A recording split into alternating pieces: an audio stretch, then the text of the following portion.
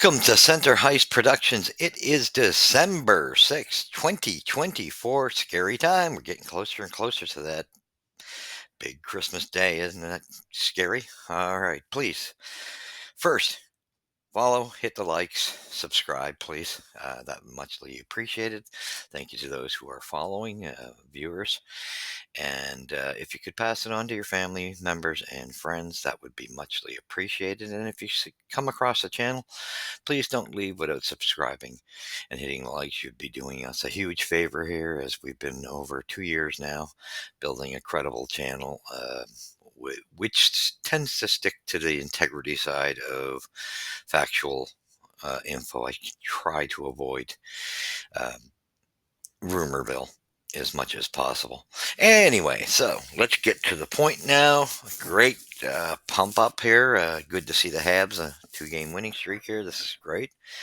And Patrick Laine scoring back-to-back nights now since he's been back, and that's a great boost to the club, as we can see now. Getting tricky though now.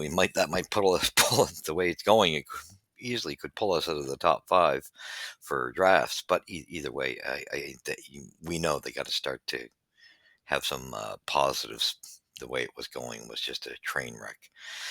All right, so let's look at it. And this is a game that we have to keep it into context. The Preds are having a rough season. Brought in stars and it hasn't panned out, hasn't gelled. Anyway, the final score was quite positive, 3-0. Like I said, more so, I don't like to count those empty netters, because that's the third one was. So truthfully, more, you look at it as being an actual 2-0, but you get the empty netter anyway. It is what it is. That's just insurance. All right, so we're going to give you the stats real briefly. First period, Montreal comes out with a goal. Second period, there was no scoring. Third period, 2 goals for the Habs and a 3-0 win. Sam Montembeault gets the victory. Anunin was much busier. He seemed much busier anyway. And Evans got the game-winning goal. And Evans just been such a blessing this year. Can't say enough about this guy. Got to get him signed. Sam Montembeault stopped 29 shots, and that's a solid victory. But we got to be very cautious in how we go on the horse on this one. Nice victory. Good, solid game by him. Solid game by the team. But it's nothing to blow his tires on. We got to keep that level, because you don't want to. I think that's what causes the problems, when we blow up a guy so much and then he falls apart. So it was a steady, solid victory. So he stops 29, and Patrick Laine scored his second goal in 2 games for the Canadiens to lead Montreal past the Nashville Predators on Thursday night. And that's a nice win, because we have a lot of trouble with the Preds over the last several years. Jake Evans scored a shorthanded goal. What a beauty it was, too.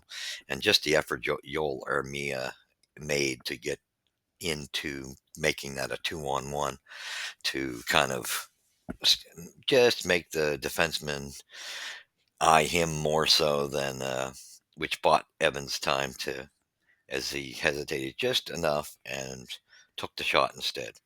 So, so shorthanded goal, and Joel Armida and added an empty netter. Montembeault earned his third shutout this season, one day after being named Canada's top 4 faceoffs. All right, so Monty got the first star. I don't agree with that. Yes, again, I say he had a solid game, and he was good.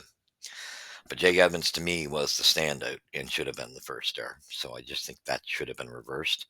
And Jake Evans had a goal and assist, positive 2. Patrick Laine, I think that was a good call, him being the third star. He had a good game. Well, they seemed to give them, anyway, he got a goal. So that's a positive. And that line seems to be coming. See some movement in it. All right, so first period, 7:50, Jake Evans scores shorthanded, unassisted, beautiful goal. Nice snap over the blocker there, and it was just a beautiful shot. Like I said, Armian, I love the effort that he made to turn that into a 2-on-1 situation. All right, then we go to the second, where the Habs kind of took the foot off the gas and got a little bit, but it was this was an adage of two teams, struggling teams, battling it out. Third period came. Patrick Laine gets a nice goal. 114 sits by Laine Hudson and Nick Suzuki on the power play. That power play, and with Patrick Laine, that makes a difference for our power play. It's going to be a danger, and I'm so glad to see finally Hudson being the defenseman for the point over Mike Matheson on that first. He just distributes the puck much better. 914 Armia gets the, and it was funny because he hit the post on one, and you could see the humor. He got teased when he got back to the back. How many tries you need there, Yol? But he always he put 100% effort in there last night. Good, he does. We don't give Yol that much the credit he deserves. So he scored at 1914 to solidify the victory, and Jake Evans and Arbor-Jackeye assisted him. So the final shots, this was a close one. Like I said, it was two teams going through having rough seasons. 29 shots for the Preds, 30 for the Habs. Hits 26-19. Faceoffs won 28-22 for the Habs. Power plays 1 for 3 for the Habs, 0 for 5 for the Preds. Things are going wrong, especially when you look at that. The guys they brought in, it just doesn't make sense. Sometimes that's just the way it works. Penalty minutes 10-6 for the Habs, and we were starting to get into penalty trouble there in the third. They were getting a lot of penalties back to back to back, and they managed to kill them off nicely. Great penalty kill. Giveaways 19. I mean, that tells the story of the game, doesn't it? 19 giveaways by the Preds over 8 from Montreal. Takeaways 11-6 for the Habs. Block shots 23-11 for the Habs. So yeah, we got caught though there in the first period with the too many. We got to watch that periodically. Every now and then we're getting caught with too many men on the ice, and Galley served the penalty. So anyway, this game had some intense moments. We've seen Savard. Nice to see him emotional. He's been in the last few games been getting in the mix quite a bit now, and I like seeing that out of him because everybody needs to bring that. Just good to see it out of him. I like what Strubal's starting to show signs of, starting to get those bigger hits from him, and that's great to see. Now the only thing is, it's hard for when it comes to Struble and Jackeye, they both run into that trouble that where they're on the right side. It's kind of harder for them. You can tell they're not. They tend to make a few more mistakes when they're on the right side because we've seen Struble get blown away by Marchessault pretty easily. Thank God it didn't end up in the goal. But I noticed that every now, you periodically when you see either one of them on the right side, you see it. I think finally Jackeye is starting to adjust to that a little better, and that's probably only because of a little more time at going there. Barron, good game. I really, truthfully, I know the defense was pretty solid. Mike Matheson had great positives in this game, but and same with Savard here and there. But Savard's foot speed is problematic. Love Laine Hudson. We love what he does offensively with the puck, and he's not bad. He's not a total disaster in his own end. He's no different than the other young three defensemen, 3 or 4. It's weird to see Caden Gooley out. Although they said it was a bug, so nothing serious. But I thought overall, if there was a game that they could pull this, it was a game that you could have Barron in his place, in the lineup over, to let Gooley recover from this flu or whatever it is. So going up against the Preds, and the Preds had a back-to-back. We have to realize that too, and they should be more tired. And I, like I say, I looked at this game and I'm like, because the moment I thought when the Preds got Steven Stamkos and Marchessault, I thought that was going to be quite an injection. It looked like a big win over the offseason, and last night they just didn't have it, and so they're running into trouble. They may be in a position where they might have to start thinking of either retooling. I think that's more like a retool. They might want to rebuild. I think they're in that position. It's kind of gotten stale there. for the last few years where they've been plugging. I think you might have some signs now that because they've moved out a lot of players too, and it might be time just to bring that down to the bare bones. Um, Although on paper, like we said, this team looks great on paper. If it ever does get going, look out. It should be a better team than what it is. The record should be. It's hard to fathom how these guys are not putting it together, but we'll take it. We got a victory out of it, 3-0. We blanked them. That was a good effort team wise. Um, Somebody's got to tell me what the hell Newhook's doing in the game. Oh my word, this guy just drives me absolutely ballistic, and I see Marty just keeps rewarding this guy, and that's my issue with Marty. Although, what do you do? I mean, although again, we've got three players that don't seem to get rewarded, which I'd rather see periodically. I mean, I know Galley doesn't have the wheels for that first line, but he's earned, you know, to have some. Um, how do you put it? Reward, you know. Although I guess we don't want to affect Galley, Anderson, and Dvorak. That line seems to be, and that's probably why you leave it alone. And the same with Jake Evans. He centers his line quite well, although he could easily be an option too. But I think the perfect option is the third guy. Who's those three have been so consistent. Heineman. This guy comes out every game and is hitting, and and I think he's starting to get through to his teammates because that's why I see it. We're starting to see Struble make bigger hits, and we've seen Jack Eye doing it. So this is good because that's what I expect from those two on the defense. I want to see that gritty nastiness, big hits, extra physical because that's what those two should bring, really. Um, and like I said, although all of our defense played well, I did see, Matheson had a good game in penalty kill wise, but boy, oh boy, he made a lot of mistakes. Um, I don't know what's going on with him, but there are a lot of cough ups.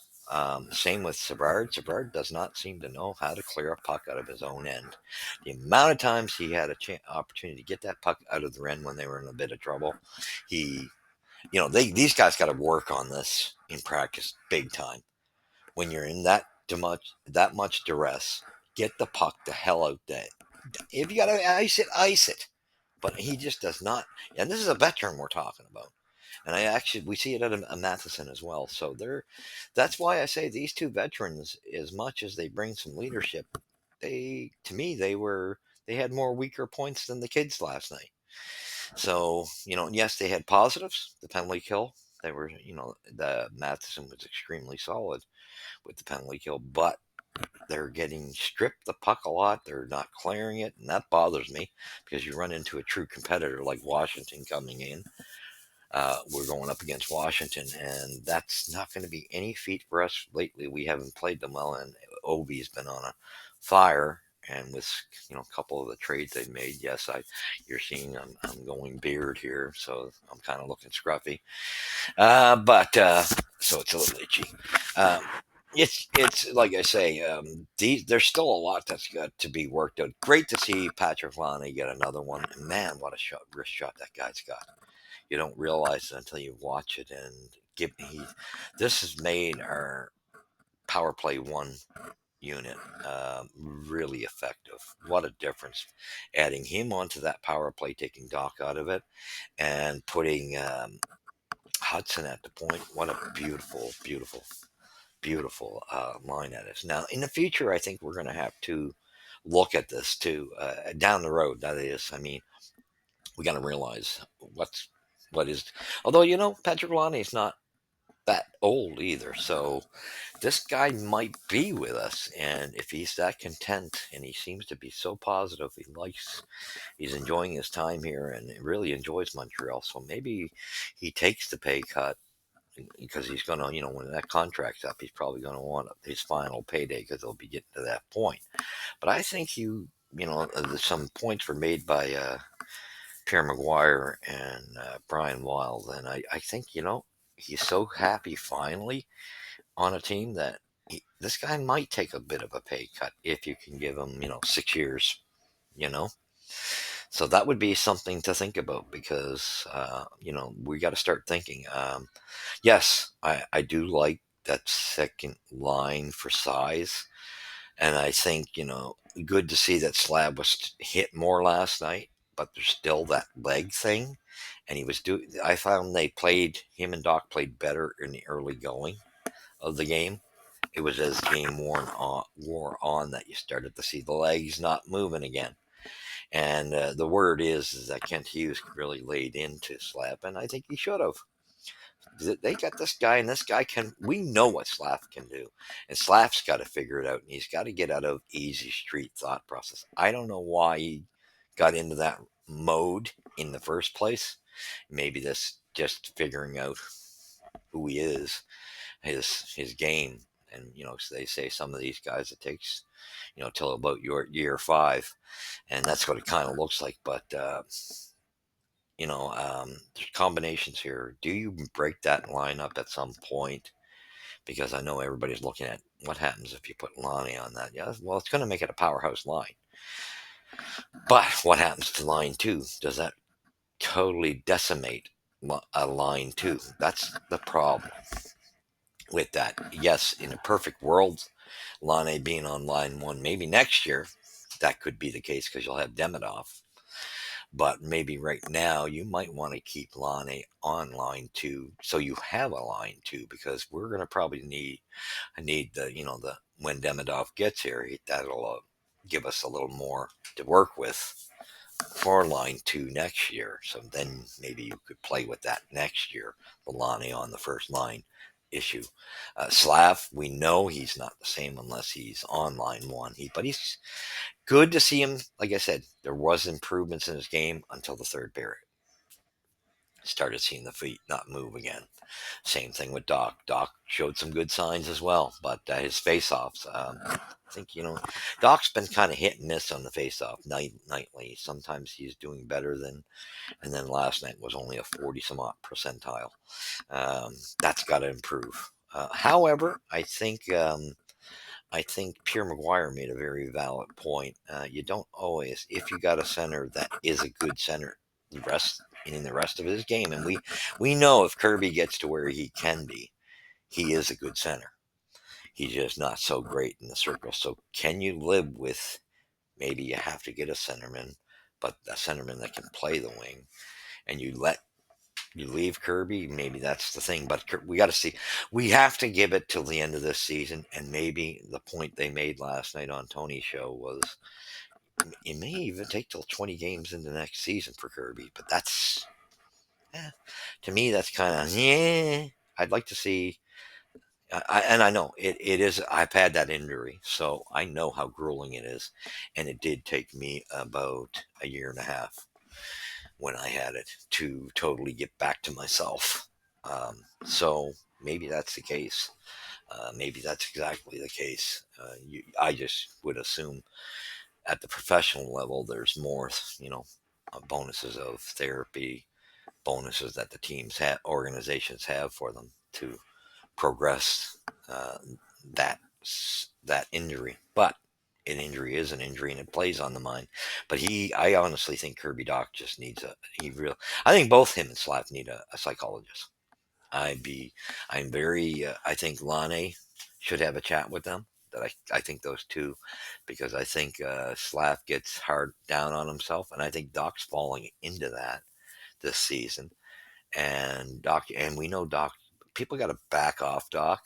You haven't had that injury. I'm not trying to excuse him because I don't like his play either. We're starting, and he also started hitting in the beginning of it. Again, it was the classic case. As the game went on, you started to see them wither back a bit. But I do think Lonnie's bringing the better out of them, so maybe that will get them going because I've seen improvements in those areas at different points. You're seeing different things from them. There's downers when they don't move their feet. Those two, there's no doubt. And I think it's going to be a bit of a battle, but I think it's a wake up call. I think we almost definitely need to see just how Kirby pans out to the end of the year for that center position, but it may be another 20 games into next year. maybe that's valid because that is, although, it's more, to me, it's more his drive that I just don't see it to where it was before he got injured. And Slap, I don't know. I can't even figure that out other than he's hard on himself. But I think those guys got to get going. I think he was better off on the first line, but I don't mind seeing this big line either because Slap's got to start shooting more. But last night was a positive step forward into getting more physical. He still can do more. There's no doubt in my mind he can do more. Same with Doc. It was, there's some they're coming slowly, very slowly, but it's got to come a lot more. And the feet, they really got to be on their. I think in the off season, where Slav did that thing before with the eye glass thing to get him more aware of players, what was around him was a good thing that summer. He might want to focus on this summer coming, taking some type of get work with some type of specialists on keeping your feet moving, getting his and the physicality, that kind of combination. Because I don't know, man, maybe taking the weight off wasn't a good thing. I know he came in a little lighter at the beginning of the season. My question is, sometimes that doesn't always match up because I would have left that 20 pounds on because he was playing better at the end of the season last year. I do think, he fits better on line one, but I don't mind seeing him on line two. And I just don't know what the hell we're doing with Alex Newhook on line one. That baffles the brain. Emil Heineman has earned the right to have that opportunity. And anybody right now, whoever's working hard, should be the person in that position. And it definitely ain't Alex Newhook. I don't care that he's got the speed. My God, the amount of times I'm watching this guy bail out because he doesn't want the physical side of the game. He loses. When I look at that line, I see Caulfield and Suzuki battling their asses off, and they're at least winning board battles. Newhook gets into the picture, they lose the puck. I'm so tired of it. He's not at the IQ level for first line. I'm sorry. I think I think the Avalanche figured this out. That's why they moved him. I think I think, sometimes you get a guy that was rated well in the draft and doesn't come out to be that good of a player. And I think that's what it is. That's why I've been upset the day they made that trade. I was very upset. You can ask people in my life. I just we were communicating and I was like, oh man, because I still feel we gave up so much for that. Yeah, you get a proven NHLer and you're not, waiting, but sometimes wouldn't it have been nice to have like a what's his name, Gauthier or something like that, that was in the draft, like a player that has that type of potential, and he's kind of showing it where he's at. Um, so for me, the first round and the second round is what bothers me so much with that trade. It wouldn't have been so bad if it had been a second and a third. I wouldn't have mind, but he was not worth a first rounder. It's just like to me, we had no overpayment on Dvorak, in my opinion. Although I think Dvorak at least fits the bill of a third line center. So he at least fits his bill, and he works hard. Dvorak's been playing very good hockey, and sometimes we don't give him the credit. And I like what he's doing out there. But for God's sake, how you can keep Pizzetta out of the lineup when you got a guy like Newhook who's not earning it whatsoever? It seems like we have a guy that falls off the wagon. Last year it was Anderson, and Anderson's playing good hockey this year. Got to commend him. Galley's playing great hockey. I love what Galley's heart and soul. And Heineman, what a beautiful kid rookie this is. And he just hits, works hard. Whether he gets on the page or not, he's always a threat. And that's why I think he's earned the right to be on that first line. I mean, for the time being, if you're not going to move Slab back to the first line, then you put Heineman either on the first line or the second line. He deserves the right because you can't move Evans as much as he deserves the right, and Galley deserves the right. They're uh, kind of need it where they are in the lineup, and I don't think Galley could handle the first line going up against first lines. Evans, I think you're looking at the same thing. He's got the work ethic though. but you need him for that, his role as a center. So you kind of almost can't reward them, although I still think you should, because I don't like this system of certain veterans, and this has been an ongoing thing, that the veterans don't get um, different strokes for different folks, and I don't buy that bullshit. And it just doesn't wash with me. A player either earns it, and everybody gets is on. Yeah, you're going to treat each player different. There's no doubt about that. But the same accountability is for all, and that's I love Marty, but this bothers me about his movements. Now, thankfully, that's why I say maybe you leave. I don't know if you leave this second line together. It seems to be working. That I think you're seeing Slav and Doc slowly. I think they're starting. Give them time to gel together. But you're going to have to make a decision at some point, because I know we all know Laine, when he gets his stamina back, is probably the perfect fit to go up on line one. Problem is with that move, I agree totally that he would be, but I think that would blow your second line option, where you want to have two strong lines. I would leave Laine on line two. I just think because he can carry a line. There's like he's carrying those two right now, um, and I think you'll see some production on that line once he gets his stamina, and they keep following what the lead, because I think his example is going to come real huge to those two. Uh, Defense, like I said, liked what I saw last night. Other than, I think the veterans are kind of the guys that probably had the weaker game, even though Matheson was good on the penalty kill. Grant him that, but there were other areas he wasn't. Just noticed with the veterans. I don't know what's going on, but they got to start when they get an opportunity to clear the puck. I don't know, the soft clear outs, the blind passes. That's got to stop. But out of it all, team played well. Monty had a solid game, but let's not blow his tires, because it was a solid game. It wasn't something that he stood on his head. Let's calm down from that. It's amazing how we get on a bandwagon and then we overcredit. Yes, I'll grant him this. He's at least NHL caliber. He is not, to me. I still don't see him as a starter. Now, compared to what the other option is with Primo, that's not even an NHLer. So that's got to move. It's time to give up on that. That ship has sailed, and Montreal, I still say, needs to get that veteran goaltender at some point to go with Monty. Although we got great signs in the AHL, I just wouldn't bring them up yet, because you don't want to destroy Dobish and Hughes's confidence, and they're doing wonderfully down there. And I think you want to keep that going for what it could bring to the organization, because they definitely are going to be in the running in the playoffs if they can keep going at the pace they're going.